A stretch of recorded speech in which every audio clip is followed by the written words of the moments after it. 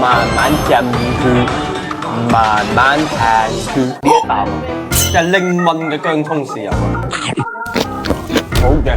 嗱喺廣東咧，每隻雞可以生勾咁離開㗎。我今日去到一間喺廣州老城區，聽講開咗40幾年嘅白切雞老店喎。白切雞，你要問過我理財邊個仔先得？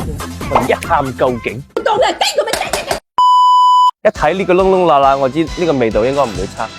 Go，出發咯！米其林喎，呢度係米其林連續4年飯要等位嘅。而家好少啦，都係呢個開張啦，我哋嘢啦嘛。即係嚟到個個都係食同雞雞啊！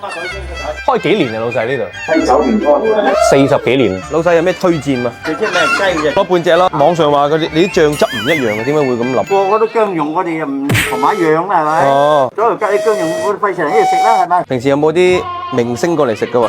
你上網查啊，好多啊！香港嚟講係蔡瀾啊，香港啲導演翡翠台嗰啲係嘛 ？Oh my god！ 啊，呢度係名檔嘅，你喺度睇得出嚟。人手一份雞。好，試下隻雞先啊！佢嘅特色黃芥末醬先。呢單嘢咧，我哋就係傳先兩層，我哋有嘅啫。芥末嘅味道都好重，同埋有少少咖喱感覺。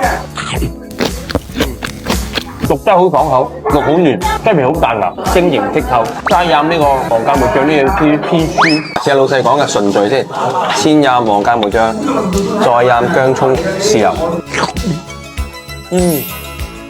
好正呢個味道，酸甜鹹鮮，口感嘅層次會多咗好多。傳統少少咧就齋飲呢個，慢慢浸佢，慢慢彈佢。呢一啖啊，即係拎炆嘅薑葱豉油啊！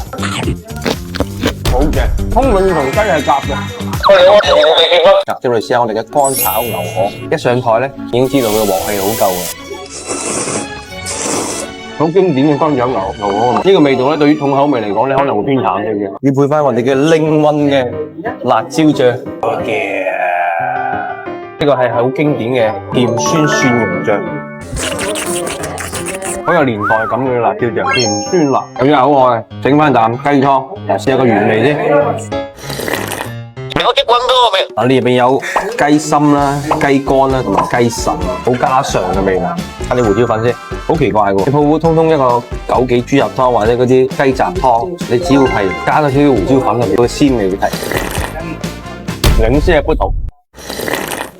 湯咧用蝦，呢塊地咧老瓷磚，係咪一秒帶你翻返去80、90年代嘅廣州？嗱，喺廣東咧，白切雞競爭得咁激烈，呢間開咗40幾年，一定有個人之處啦，係咪先？走啦，食飽啦！